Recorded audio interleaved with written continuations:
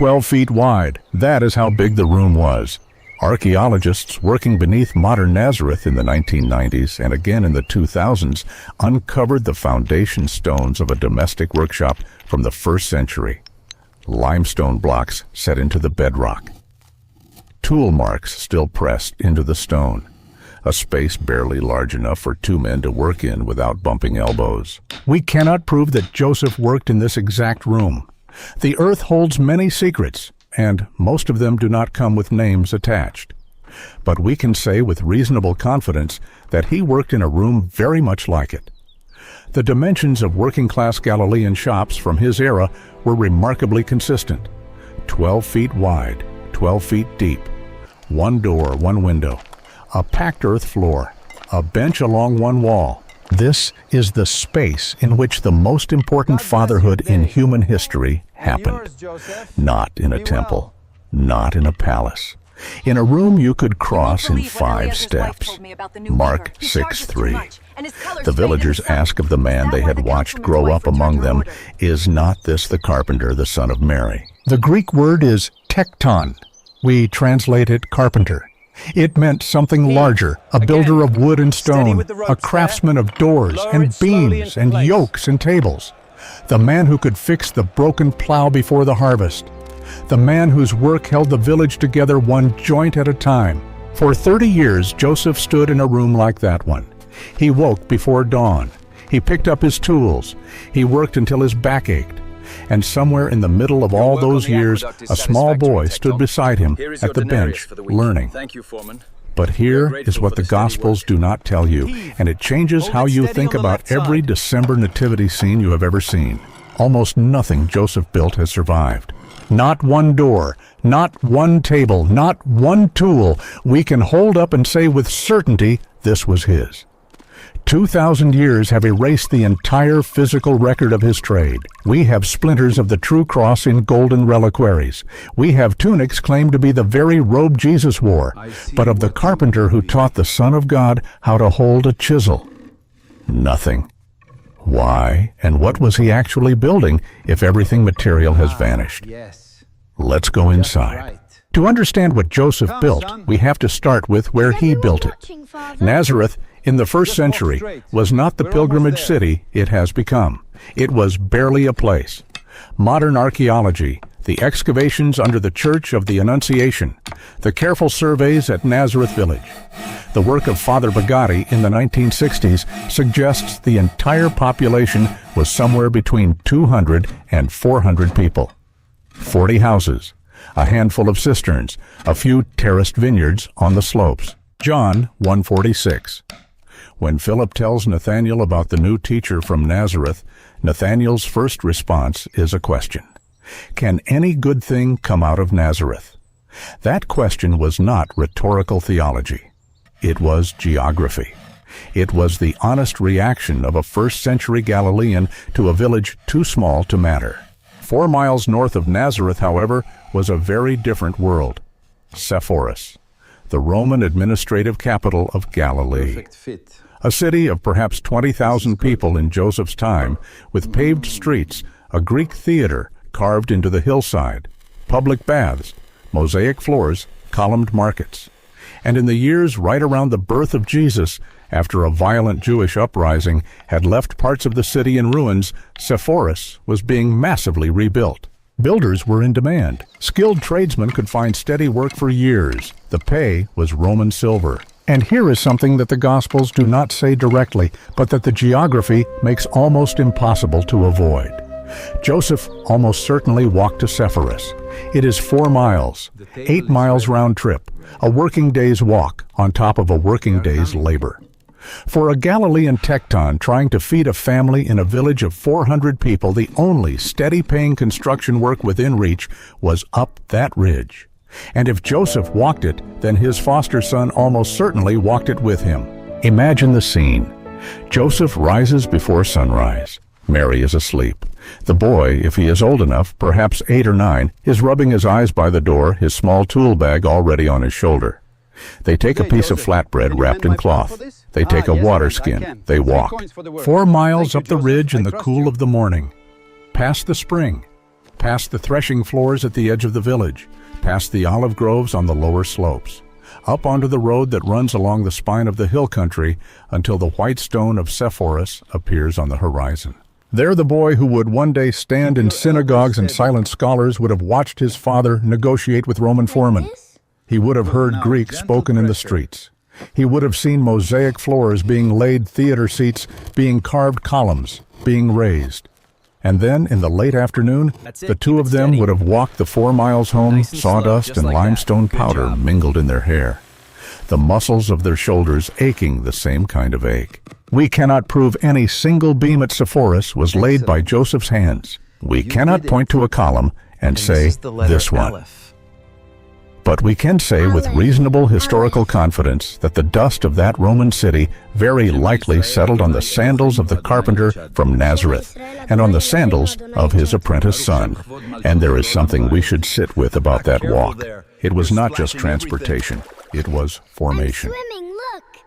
4 miles of road twice a day, hundreds of days a year, for whatever stretch of the boy's childhood, Joseph was working those contracts. That is a lot of hours alone with a foster father. That is a lot of quiet conversations or quiet silences. That is a lot of time for the small things to be said. The questions a boy asks his father about why people do what they do. The observations a father lets fall about what he saw at the work site that day. The slow walking rhythm of two people who do not need to be talking to be together. Some of the most important lessons of any life are absorbed on roads like that. Not from sermons, not from lectures, from the way an adult holds himself in the world while a child watches him do it. Now back to the village, back to the workshop.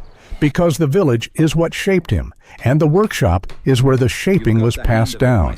Joseph was a tekton, the Greek word the Gospels use for him in Matthew 13:55, and again for Jesus in Mark 6:3. We translate it carpenter, but the word covers more than wood.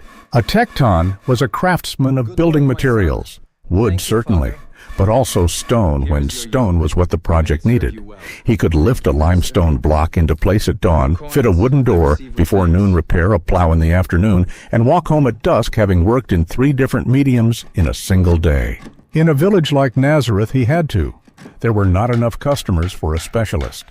The same hands that shaped a beam had to shape a yoke, a door frame, a millstone setting, a roof timber, a coffin when the village needed one. These were not soft hands. This is the man God chose to raise his son. Not for his eloquence, he never speaks in Scripture. Not for his lineage, though he carried the throne of David through 41 generations, as Matthew's genealogy carefully records. Not for his learning, his wealth, his public reputation. For the trade. For the hands, for the long, patient daily competence of a man who knew how to make wood and stone do what he needed them to do, and for the fact that those hands would teach the boy. There is something else worth saying about the village before we move on. Something that the Gospels do not say, but that anyone who has lived in a small place understands instinctively. In a village of 400 people, there is no anonymity, there is no privacy, there is no second chance to make a first impression. Joseph's reputation in Nazareth was not built in a single moment. It was built over decades, one door at a time, one yoke at a time, one repair at a time. Every customer became a witness. Every project became a public statement about the kind of man he was. A carpenter who made a sloppy joint did not lose just one customer. He lost the whole village. The same well, the same synagogue, the same dozen families would hear about it within a week. The work itself was his testimony. And so when Matthew 1:19 calls him a just man, a dikaios man, that word is not a theological abstraction. It is a community verdict. It is what 200 neighbors had concluded about him over a lifetime of small, patient interactions. He kept his word. He finished what he started. He did not cheat on price. He showed up when he said he would. His doors fit. His yokes did not chafe. Righteousness in Nazareth looked like a man who built things that lasted. That is the soil in which the angel finds him. That is the man the dream addresses. That is the workshop where the silent years happen. But here is the question that has never been answered. If Joseph worked for 30 years, if his hands shaped countless doors and tables and yokes and beams, then where are they? We have pottery shards from his village. We have coins minted during his lifetime. We have the bones of long-dead Galileans laid out in glass cases in museums from Jerusalem to London. Even the masonry of Sepphoris, the city Joseph likely worked on, has been excavated and studied beam by beam. But of Joseph's work there is nothing, not one verified piece. And the reason, when we finally understand it, will change the entire meaning of his life. To understand what Joseph built, we have to understand what he built with. The tools of a first-century carpenter were not many. A working tecton in Galilee would have owned perhaps a dozen essential instruments, each one heavy with use, each one carefully maintained. Iron was expensive in the Roman East. A man took care of what he had. There would have been a saw, its blade made of iron, its teeth set by hand. A smaller bow saw for finer cuts, perhaps a longer rip saw for breaking down larger beams. The saw was the workhorse of the trade. Every plank, every joint, every door began with it. There would have been an adze, a tool shaped like a small axe, but with the blade turned crosswise to the handle. It was used for smoothing rough surfaces and shaping curves. The adze took skill. A bad swing could ruin a beam or take off a toe.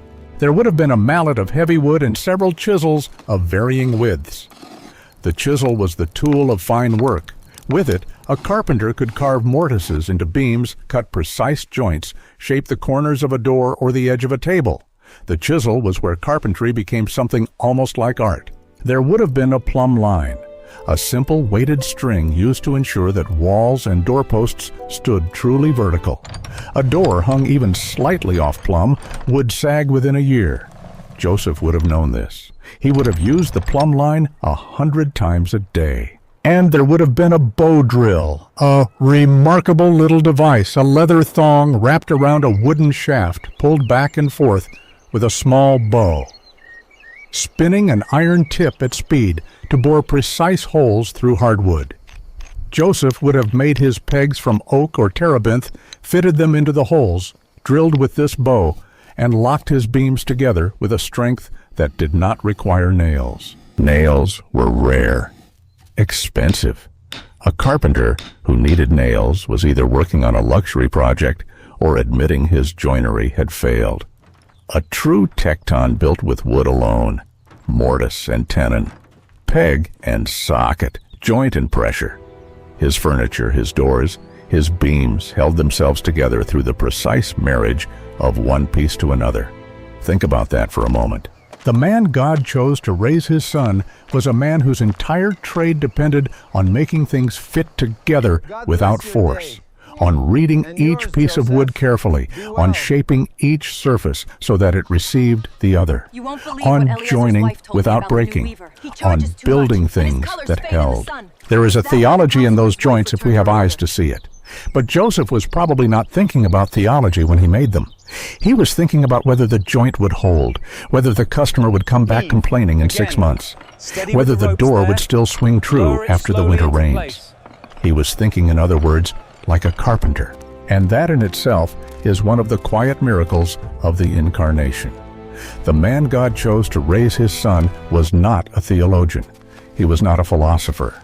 He was not a scribe who could put the meaning of his life into clean Greek sentences. He was a working tradesman whose mind day after day was occupied with mortise depths and beam loads and the slight warp in a particular plank of cypress.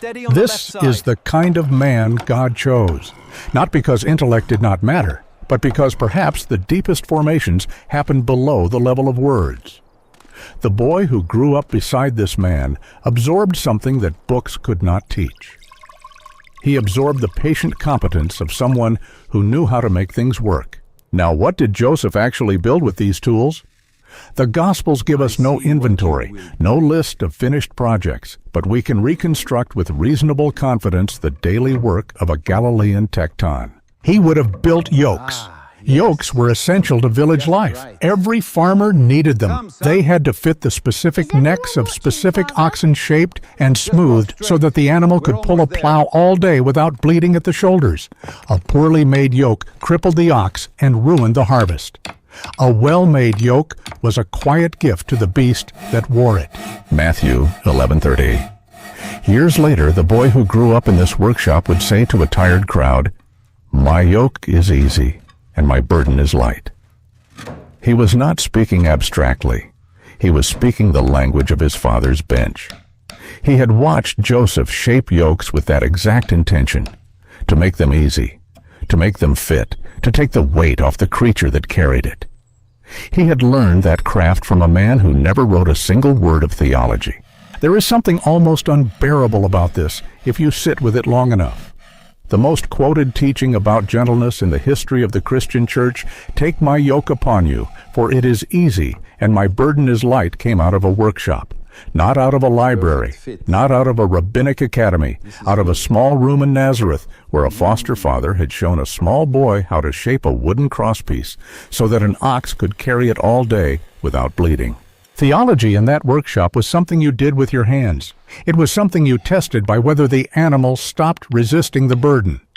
It was something you measured in the long, patient hours of fitting the wood to the creature instead of the creature to the wood. 2,000 years of Christian preachers have spoken those words from pulpits. None of them ever shaped a yoke.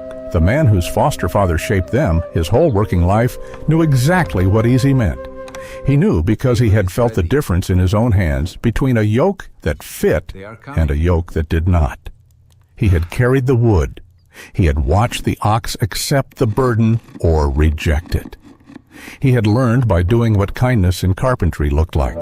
And then he gave that word back to humanity as the central image of his own ministry. Joseph would have built doors. Doors mattered enormously in the ancient world. A door was the boundary between a family and the outside world. It had to be strong enough to keep out thieves and wild animals, but light enough to swing easily on its wooden pivots.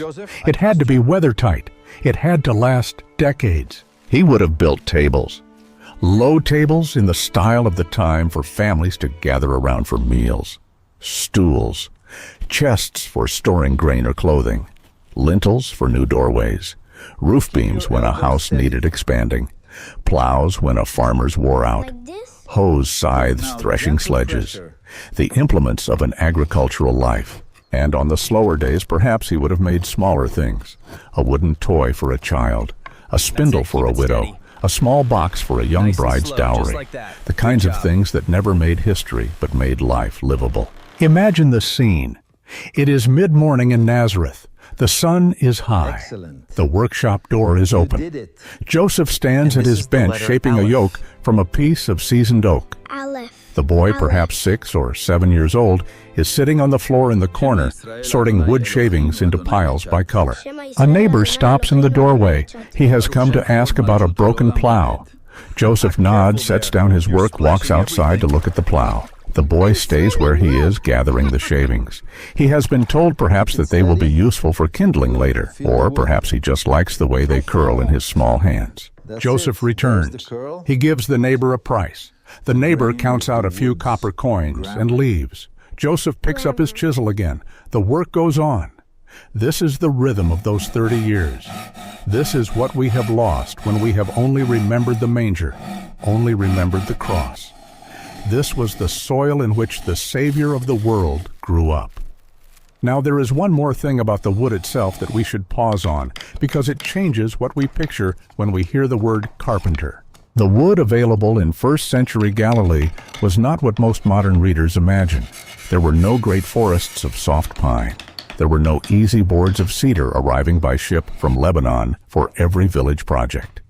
The trees of that region were tough, dense, and often gnarled. Olive wood, beautiful, but small and knotted hard on tools, prone to splitting in unexpected directions. Sycamore fig common, but lightweight and soft, suitable for some uses and not for others. Oak strong, but rare in Galilee, often imported. Terebinth useful for pegs and small parts. Cypress, sometimes imported from the coastal regions, prized for straight beams when a village could afford them. A tecton in Galilee did not have the luxury of choosing his materials. He worked with whatever came his way. A farmer would arrive with a load of olive prunings and ask for a new yoke. A widow would bring a fallen sycamore branch and ask if anything useful could be made of it. Thank you. Joseph would have to read each piece, find its strength, find its weakness, find the shape inside it that the wood itself was willing to become. This kind of work breeds patience. It has to. The wood does not negotiate. A carpenter who tries to force olive wood the wrong way will split it. A carpenter who rushes a piece of sycamore will ruin it. The trade teaches its own form of humility, the slow daily lesson that some things must be worked with rather than imposed upon. It is hard not to wonder how much of Jesus' later way of being in the world was shaped quietly and invisibly by this same lesson.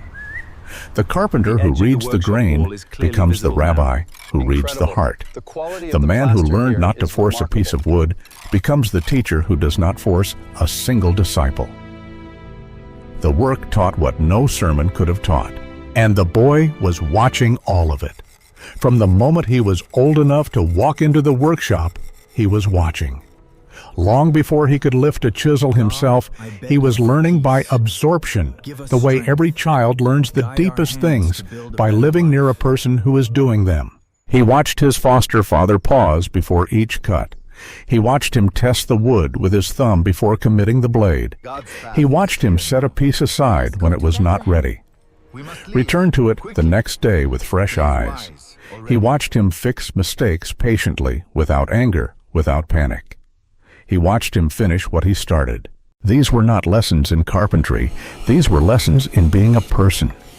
And the boy who absorbed them would 3 decades later walk out of this workshop and begin to remake the world. There is no Christian doctrine more startling when we sit with it long enough than the doctrine of the Incarnation. That the eternal Son of God, through whom the Gospel of John tells us all things were made, chose to enter human history not as a king, not as a warrior, not as a scholar in a temple. He chose to enter as the apprentice of a village carpenter. The hands that hung the stars learned to hold a chisel from Joseph's fingers. Let that sit for a moment. The hands that hung the stars. The hands that in Genesis are pictured shaping the dust of the earth into a living man. Those same hands, now incarnate, now vulnerable, now small, learning to grip an iron tool from the calloused fingers of a Galilean carpenter. Visual extreme close-up, a weathered adult hand wrapping around a small child's hand, both holding a chisel, the angle of the blade adjusted by the older fingers, the boy watching with focused, dark eyes. The mystery of it is almost too much. In first-century Jewish culture, fathers were obligated to teach their sons 3 things. The Talmud, compiled later but reflecting traditions that go back to this period, lists them clearly. A father must teach his son the Torah so the boy will know his God. A father must teach his son a trade so the boy will be able to feed himself. And a father must teach his son to swim so the boy will not drown when crossing the rivers of Galilee. Joseph would have taught Jesus all 3.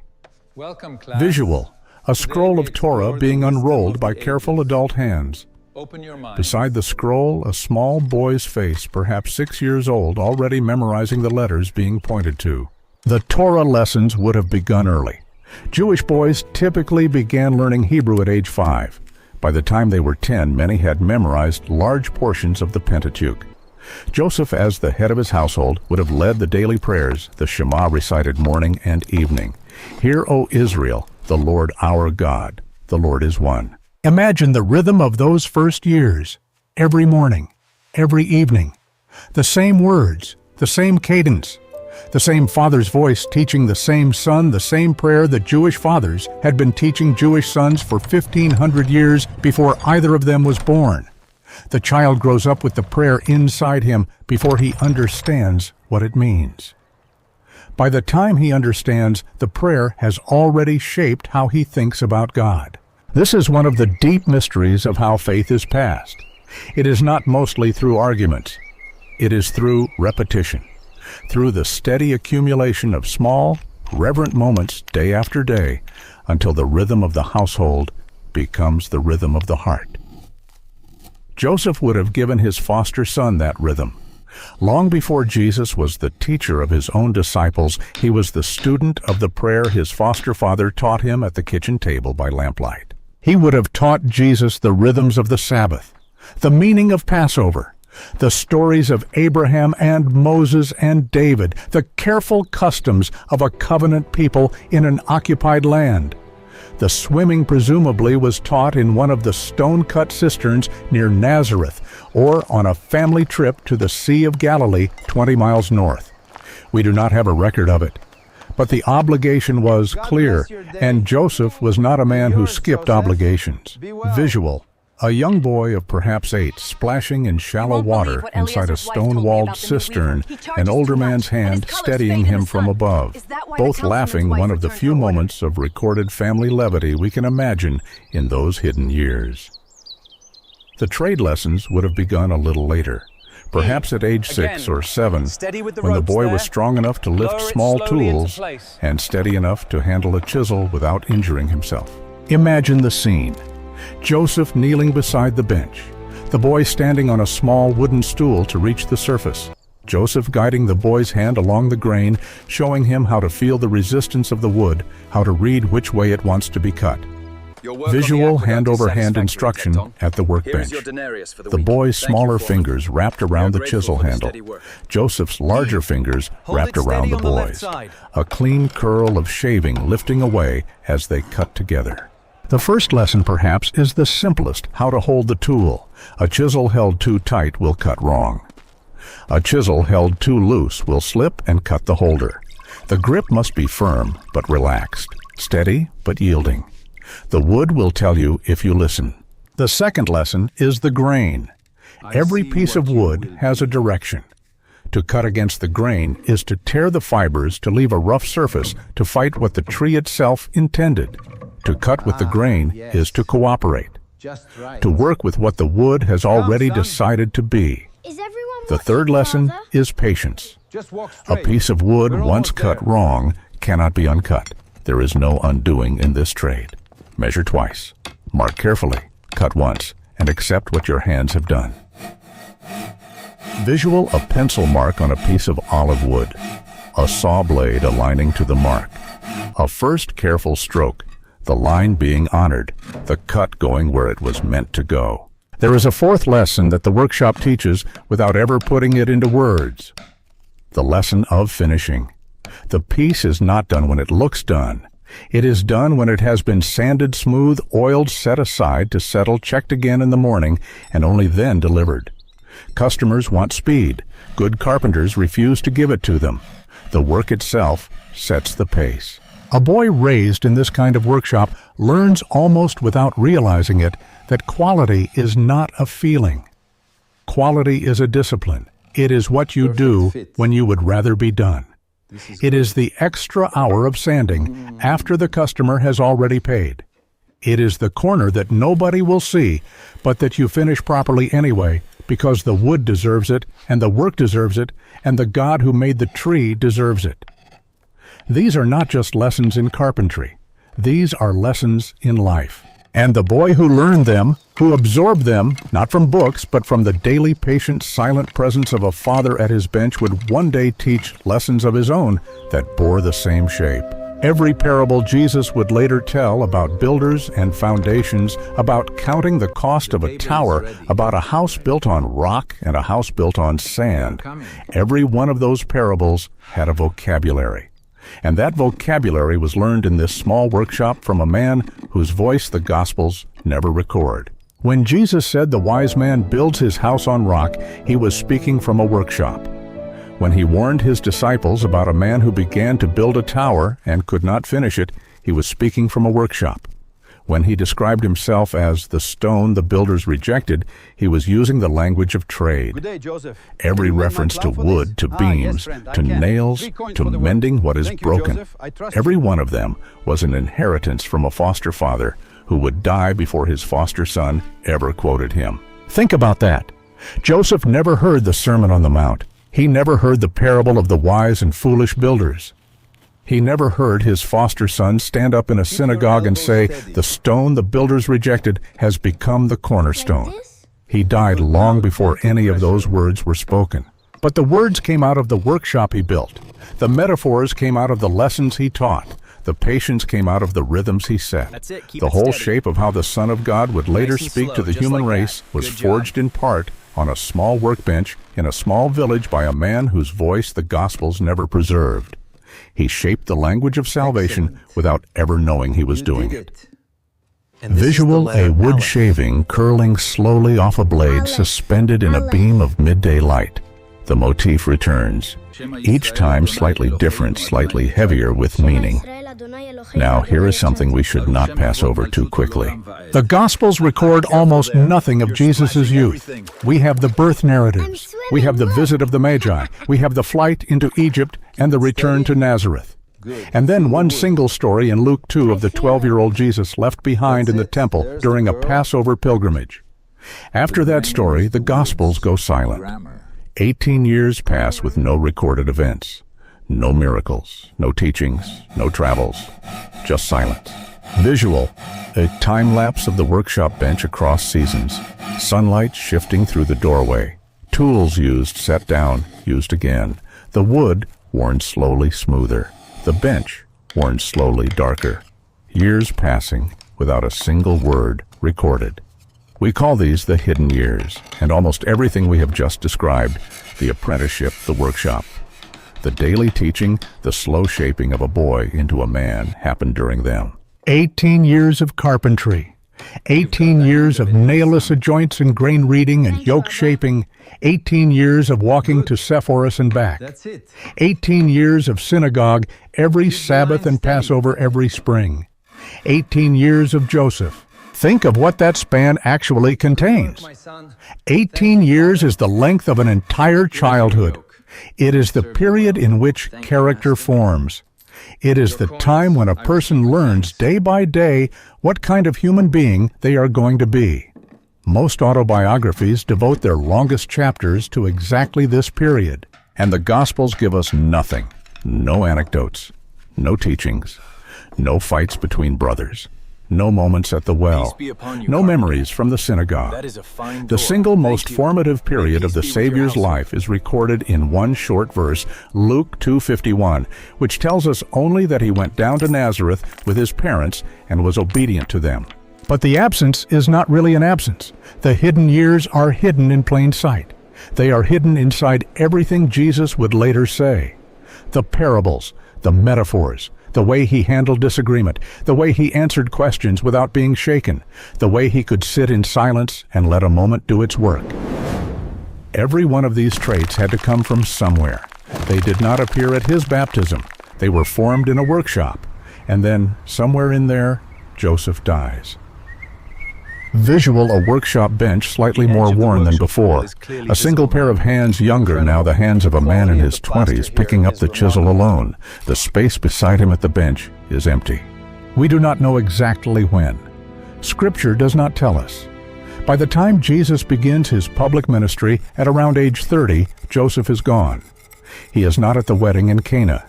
He is not at the crucifixion, where Jesus entrusts his mother Mary to the care of the disciple John, a detail that strongly implies Joseph was no longer living. He simply disappears from the narrative. Tradition holds that Joseph died sometime in Jesus' late teens or early 20s. A man in his 60s or 70s in the first century would not have been unusual to lose to age or illness. The workshop would have gone quiet. The bench would have had only one craftsman now. And the boy who had learned the trade from his foster father would have carried it on alone. Visual, a young man in his 20s at the workshop bench. The tools arranged exactly as Joseph had left them. His hands strong and confident now. But the bench is bigger than he needs it to be. The space beside him is haunted by an absence. For perhaps a decade, perhaps longer, Jesus was the carpenter of Nazareth. Mark 6:3 contains a small detail that we often miss when the villagers of Nazareth late in Jesus' ministry become offended. At his teaching they ask, "Is not this the carpenter, the son of Mary?" The word they use for him is tekton, the same word used for Joseph. By that point in his life, Jesus was known to his own village, not primarily as a rabbi, not as a healer, not as a prophet. He was known as the carpenter. He had inherited the trade. He had carried it on, perhaps for a decade after Joseph was gone. He had built doors and tables and yokes for the same villagers who would later watch him die. Visual, a village customer paying a small handful of copper coins to a young man at a workshop doorway. The young man hands over a freshly made yoke. The transaction is ordinary. The village is ordinary. The man delivering the yoke is the Son of God. Think of that the next time you read those gospel pages. There is something quietly devastating about Joseph's exit from the story. He does not get a death scene. He does not get a farewell address. He does not get a recorded blessing on the boy he raised. He simply, somewhere between the temple incident and the wedding at Cana, stops appearing. The gospel writers did not feel the need to mark the moment. They knew that by the time Jesus walked into the Jordan to be baptized, Joseph was no longer alive. They mention his absence only by mentioning Mary alone, by mentioning the brothers without their father, by quietly omitting his name from every later reference to the family in Nazareth. It is the kind of disappearance that ordinary lives have. Most people do not get death scenes in Scripture. Most people simply at some point stop being part of the story their family is living. The mat is folded. The space at the table is left empty for a while. The work continues without them. Joseph got that kind of ending, the most ordinary kind, the kind he had spent his whole life preparing the boy to handle. 2900 Why Nothing Survived. Visual, an empty workshop bench, the tools gone. The wall pegs bare, dust on the surface, the single oil lamp unlit and cold, the packed earth floor swept and empty. But we still have not answered the question we asked at the beginning.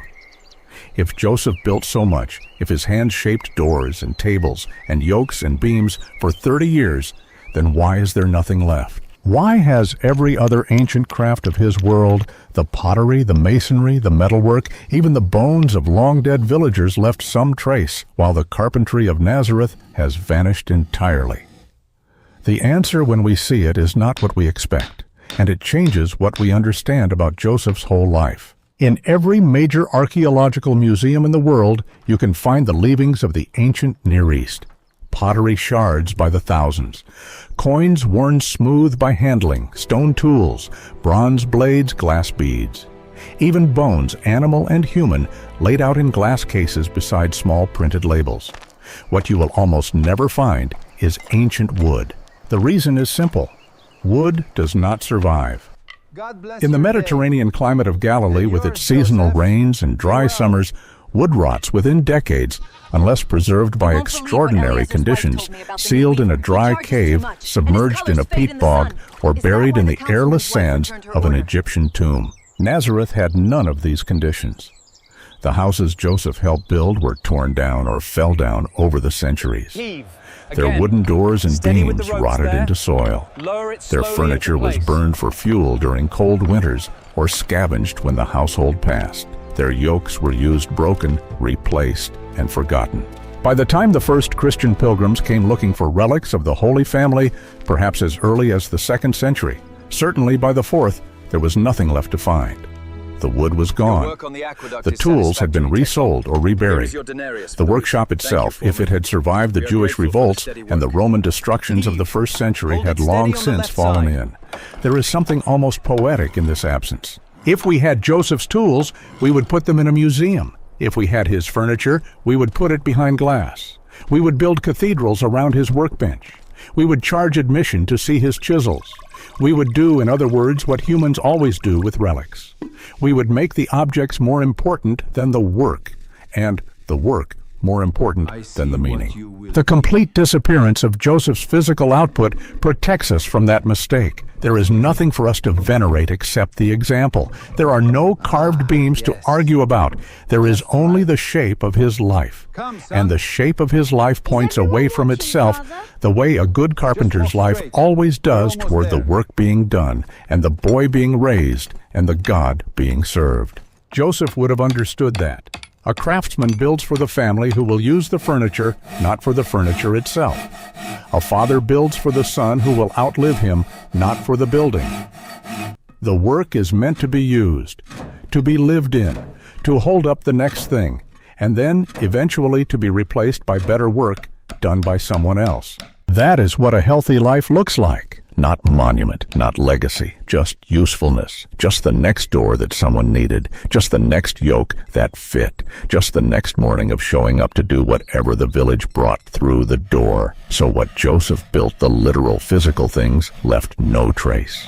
This is on the surface a sad fact. We would love to have a table that Jesus ate from. We would love to have a yoke that Joseph carved. We would love to hold in our hands something that those hands had held. But perhaps this disappearance is not a tragedy. Perhaps it is a parable. Consider what Joseph's life was when you strip away everything we expect from greatness. He left no writings. He gave no recorded speeches. Not a single word of his is preserved in Scripture. He held no public office. He led no movement. He gathered no disciples. He produced no philosophical system. He built nothing that lasted. By every measure that history typically uses to judge significance, Joseph should have been forgotten entirely. But he is not forgotten. 2,000 years after his death, in every Christian church on every continent, his name is still spoken. Children are still named after him. Statues are still carved of him. Hymns are still sung about him. He is one of the most quietly remembered men in human history. And he is remembered for one thing. He is remembered for being faithful in the dark. When the angel came in the dream, he obeyed. When Mary was found to be pregnant, he protected her. When Herod's soldiers came, he fled with the child. When the danger passed, he returned. When the work needed doing, he did it. When the boy needed a father, he was there. When the trade needed to be taught, he taught it. When death came, he met it without fanfare. He built no monuments. He built a Messiah's childhood. And here is the deeper truth, the one this video has been moving toward from its opening minute. What Joseph built was not made of wood. It was made of presence. It was made of patience. It was made of all the small, anonymous acts of faithfulness that no one records, but that quietly hold the world together. He built the home where God grew up. He built the table where God ate. He built the door that God walked through every morning of his childhood. That's it. Keep it He steady. built the bench where God learned the Nice and steady slow, rhythm just of like work. that. Good job. He built the bed where God slept. He built the silence in which God learned to listen. These things have not survived, but the boy who grew up among them survived. And the world he came to save survived. And the faith he founded still survives 2,000 years on, in part because a quiet carpenter in a forgotten village did his work and asked for nothing in return. That is what his hands built. Matthew 1:19 calls him a just man. The Greek word is dikaios, the same word used in the Hebrew Bible's Greek translation for Noah, for Abraham, for Job. The word for men whose lives are aligned with the will of God, whose faithfulness is real, whose actions match their hearts. Matthew uses that word for Joseph, not because Joseph did great public deeds. He uses it because Joseph did the small private deeds that righteousness actually requires.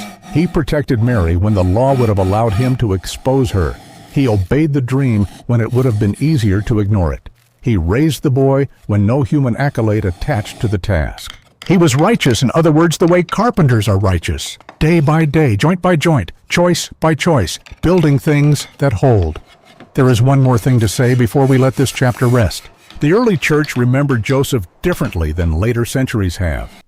In the Eastern Christian tradition preserved in the writings of John Chrysostom in the 4th century and in the prayers and liturgies that have come down from those years, Joseph was honored not as a peripheral figure, but as a model. He was called the betrothed of God's mother. He was named in the great prayers of the Divine Liturgy. He was held up to fathers, to workers, to anyone who carried unseen responsibility as the man whose silence was a kind of holiness. Later in the medieval West, devotion to Joseph deepened. Bernardine of Siena preached him as the patron of the unseen. Teresa of Avila claimed him as her personal intercessor and credited him with answered prayers throughout her long reforming work.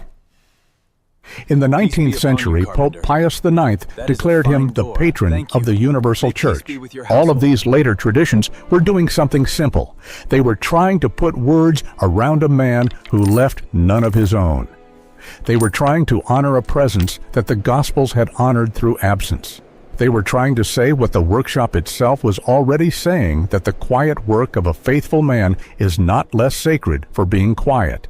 It may be more. The history of Christian devotion to Joseph is in a sense the history of the church learning what the workshop already knew, that holiness can be unspoken, that fidelity can be invisible, that the small daily choices to show up and do the work are not the prelude to a holy life.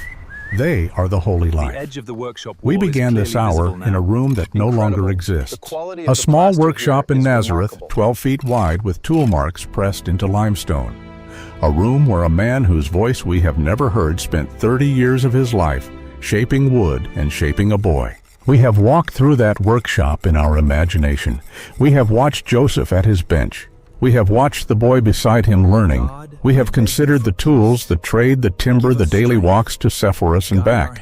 We have considered what Joseph taught and what Jesus learned and what the world has never quite been able to remember about either of them. And we have asked and tried to answer the question that no gospel writer thought to record. What did his hands build? We have seen that the literal answer is largely lost. The doors, the yokes, the tables, the beams, they have all returned to the dust. The workshop has fallen in. The tools have rusted or been resold. Even the bones of Joseph himself, wherever they lie, have never been definitively found. By the measures the world uses to count significance, Joseph should be a footnote. But we have also seen, and this is the heart of what we wanted to say, that Joseph built something the world has never stopped needing. He built the shape of an ordinary, faithful, hidden life that turns out to be more important than the lives we typically celebrate. He built a home in which God could grow. He built a trade through which God could feel the dignity of human work. He built a silence in which God could learn to listen. He built a fatherhood through which God could understand what it meant to be loved without conditions. And he did all of this without ever speaking a word that was written down. This is the lesson, if a lesson must be named. Holiness is not measured in spoken words or grand monuments. It is not measured in followers, gathered systems, founded cathedrals built. Holiness is measured in the daily anonymous fidelity of hands that build what God has asked them to build, even when no one remembers, even when nothing survives. We live in an age that has lost the habit of valuing the unseen. Every screen we hold trains us to want visibility. Every algorithm rewards what can be shared. We measure significance now in followers, in views, in the small dopamine of being noticed. We are being slowly taught, almost without realizing it, that an experience which is not recorded somehow does not count. That a love which is not announced is not love. That a faithfulness which has no witness is not real. Joseph's whole life is a refusal of that lie. He had no audience. He had no platform. He had no way of knowing that 2,000 years later, anyone would speak his name. He just did the work. He kept the watch. He raised the boy. He answered the dream. He moved when he was told to move. He stayed when he was told to stay. He showed up every morning at the same workshop and put his hands on the same tools and shaped the same patient kinds of objects until his back ached and his beard turned gray. And it turned out in the end that this was the holy life. Not because hidden work always becomes famous. Most of it does not. Joseph is the exception, not the rule. Millions of faithful anonymous men and women have lived and died exactly the way he lived and died, and their names will never be spoken in any cathedral on any continent. Their bones lie in unmarked graves on hillsides nobody visits. But the work was real. The God who saw what Joseph did sees what they did too. And the same patience and faithfulness and quiet competence that the world overlooks is what God has been quietly working with century after century to hold his church together and his world together and the small good things together.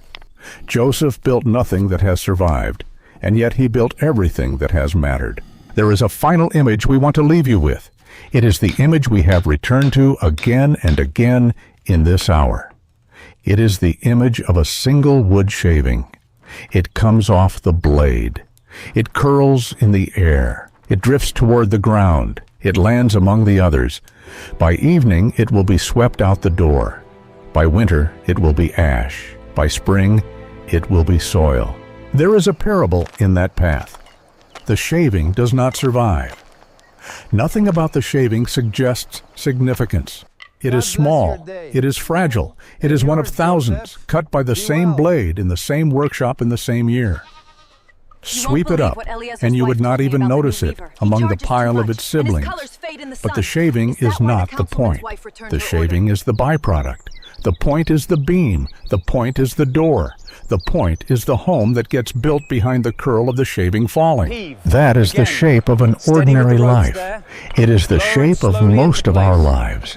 We work, we curl, we fall, we are swept away. But the tree from which the shaving came, the tree of which we were only a small part, was being shaped into something. A door, perhaps. A yoke. A beam, to hold up the roof of a home where a child sleeps safely tonight. We do not see the whole thing while we are working. We only see the shavings falling. But God sees the beam. God sees the door. God sees the home being built. God sees what our small, unnoticed acts of faithfulness are quietly becoming. Joseph did not see the church that would be built on the cornerstone he helped raise. He died too soon for any of that.